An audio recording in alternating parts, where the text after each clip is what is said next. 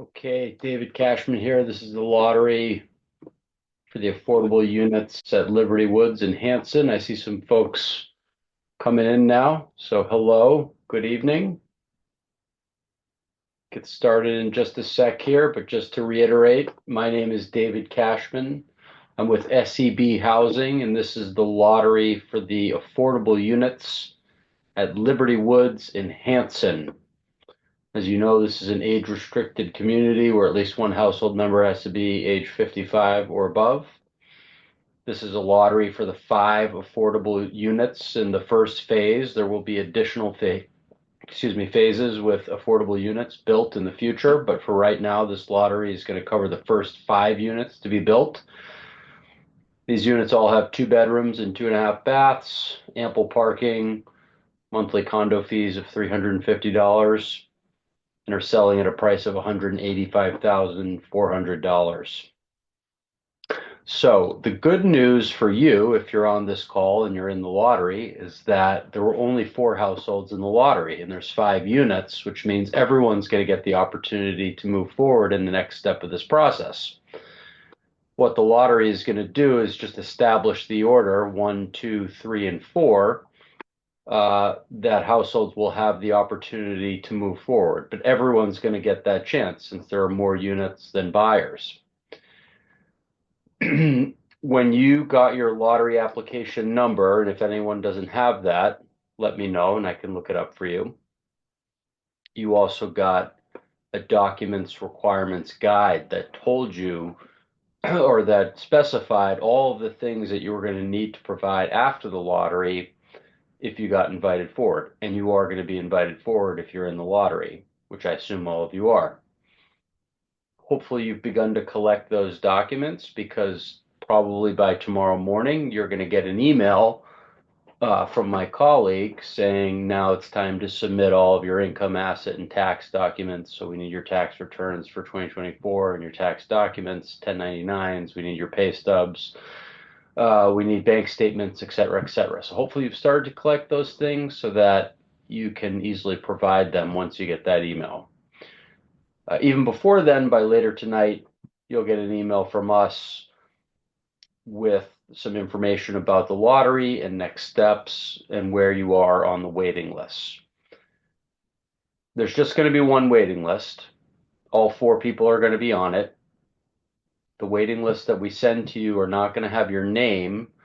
It's going to have your lottery application number, and the 4 numbers that we're using, since there are 4 households, are A.001, A.002, A.003, and A.004.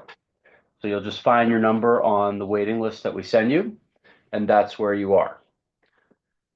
I'm going to do the drawing here in a little bit, and just to probably no surprise, it's going to go quickly. I only have to pick 4 numbers out, and I'll show them as I go, and then we'll be done. So it's going to be pretty quick.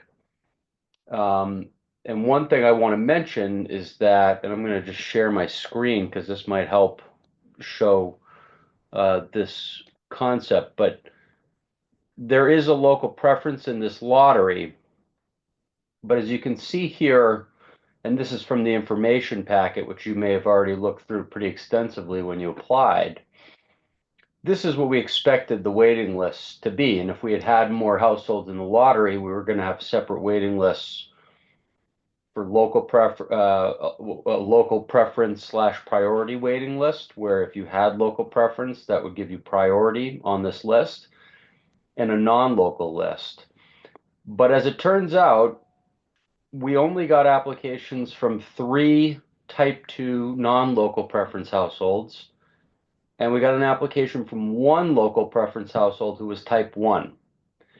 And you'll see that even on this local list, the type 2 non-local households would be higher, regardless of how they're drawn in the lottery. And on this list, local preference doesn't matter, but once again, type 2 is above type 1. All of which is to say, I don't need to do a local preference drawing. We're just going to do one drawing with the 4 households. The order is going to be among the 3 type 2 households. Whoever gets picked first, second, and third among those 3 will be first, second, and third on the list. And I hate to say it, but the type 1 local preference household is going to be fourth on the list. But again, everyone's moving forward. So it's not like you're not going to be able to get a unit, but if you're that type 1 local preference household, you're going to be fourth. And I can tell you that without having even done the drawing because this is the order I'm required to follow.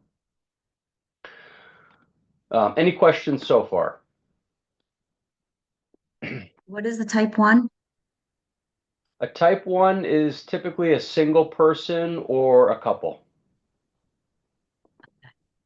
Okay, thank you. Yep. So, yeah, I'm trying to think if there's anything else. I'll do the lottery in a sec here. I'll just show you. Here's my lottery box. I have all four numbers in there already. I just put them in there this morning. I'll shuffle it up here in a second, and as I pick them out, I'll put the numbers up on the screen so you can see them. Again, that may not be exactly the order on the waiting list because I know that type 1 household, they're in there, but even if they're drawn first, they're going to be the fourth person on the list. So the order I draw them in matters to a degree, but not doesn't 100% impact the final waiting list order. We'll send you the waiting list after the lottery. You find your number, and then you wait for the email from my colleague that's going to say now it's time to submit, your income asset and tax documentation so we can do the full review of program eligibility. If you're eligible, you can move forward in the next step. We'll put households in touch with the developer sales team one by one. When you meet with them, you can go look at units, ask questions, see the community, and reserve the home of your choice. So if you're the first household on the waiting list, you'll have the first pick of the 5 units. Then that one is reserved by you. That's off the market. The next household gets to choose from among the remaining 4. Once they take that one, the next household gets to choose from the remaining 3, and then the last household gets to choose from the remaining 2. You'll sign typically a reservation agreement. You got to put down a $500 deposit. Then you'll move to purchase and sale. I highly recommend getting an attorney if you don't have one already to help you review it and explain, your rights and obligations. And then after signing a purchase sale, ultimately you need to get a mortgage commitment and then move towards closing.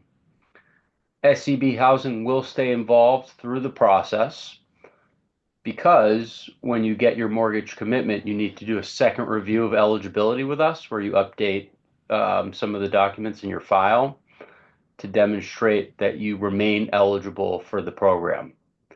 So you have to be eligible not only when we do our initial review, but you also have to be eligible all the way up through closing.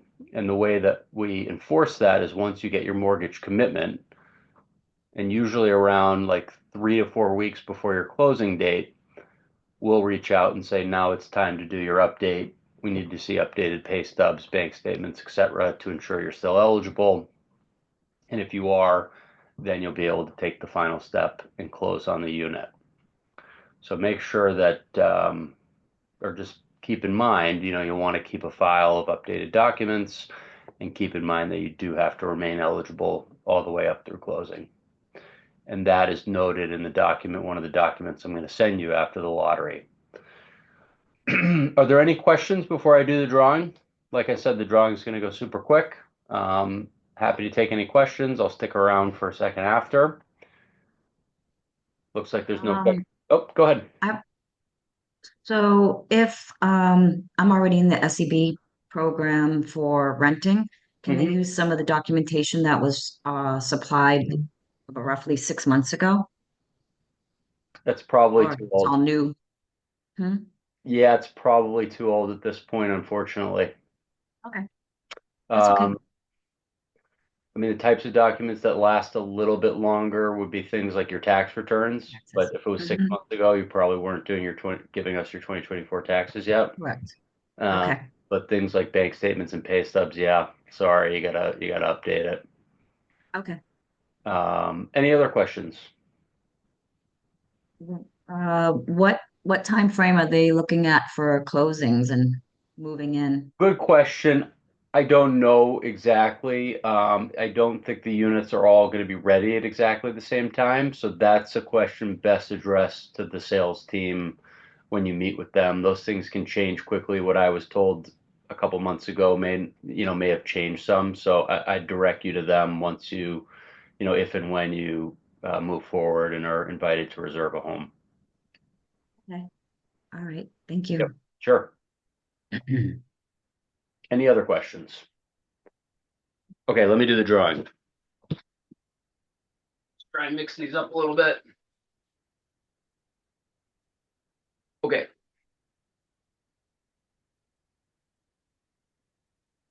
A.004.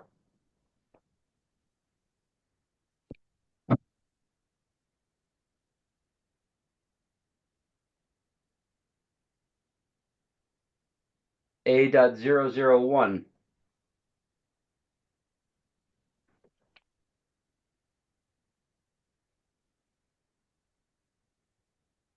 A.003.